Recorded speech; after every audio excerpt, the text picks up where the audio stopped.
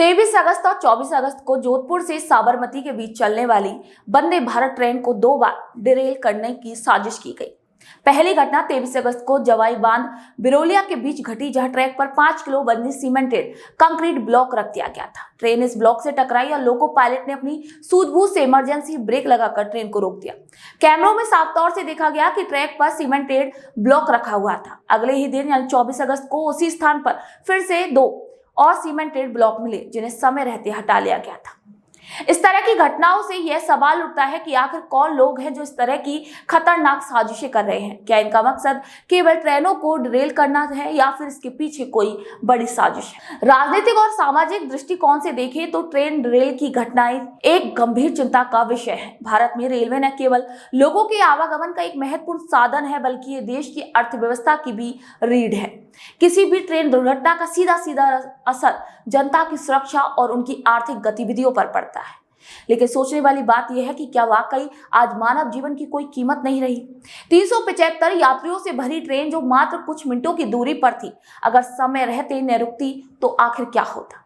साजिशकर्ता किस हद तक जा सकते हैं, सोचकर ही सरहन होती है। उनकी ये हरकतें न केवल निर्दोष लोगों की जान जोखिम में डाल रही है, बल्कि देश की रेलवे प्रणाली पर भी कई सवाल खड़े कर रही है। आपको बता दें कि अब तक इस बात का कोई भी पता नहीं चल पाया है कि आखिर ये सीमेंटेड ब्लॉक किसने रखे थे। पुलिस और आरपीएफ की ज्वाइंट पेट्रोलिंग के बावजूद भी अपराधी पकड़ में नहीं आ सके। इससे पहले भी वंदे भारत ट्रेन पर कई बार हमले हो चुके हैं, जैसे कि 2 अक्टूबर 2023 को भीलवाड़ा में और 25 सितंबर और 12 अक्टूबर को पथराव की घटनाएं सामने आई थी।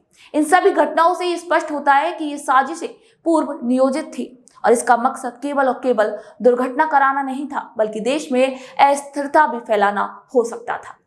पहले भी कई बार ट्रेनों पर हमले और डिरेल करने की कोशिशें की गई, जिनमें यात्रियों की जान जाने का भी खतरा बना रहा। क्या हम सही में इन घटनाओं से कुछ नहीं सीख पाए? क्या हमें और सतर्कता बरतने की जरूरत नहीं है? सरकार और रेलवे प्रशासन को चाहिए कि वह इन घटनाओं की तह तक जाए और यह सुनिश्चित करे कि ऐसी घटनाएं दोबारा ना हो। साथ ही जनता को भी चाहिए कि वह सतर्क रहे और किसी भी संदिग्ध गतिविधि की सूचना तुरंत प्रशासन को दे।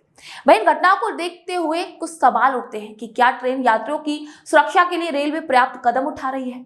क्या साजिशकर्ताओं के खिलाफ कड़ी कार्रवाई की जा रही है? क्या हमारे रेलवे ट्रैक और सुरक्षा प्रणाली में कोई खामी है जिसका फायदा उठाया जा रहा है? अब ये समय है कि हम सभी को मिलकर इन साजिशों का सामना करना चाहिए। यह सुनिश्चित करना चाहिए कि ऐसी घटनाएं दोबारा ना हो। यह न केवल सरकार और रेलवे प्रशासन की जिम्मेदारी है, बल्कि हम सबकी भी जिम्मेदारी है कि हम अपने परिवेश में सतर्क रहें और किसी भी संदिग्ध गतिविधि की सूचना तुरंत दें। मानव जीवन अनमोल है और इसे किसी भी कीमत पर खतरे में नहीं डाला जाना चाहिए।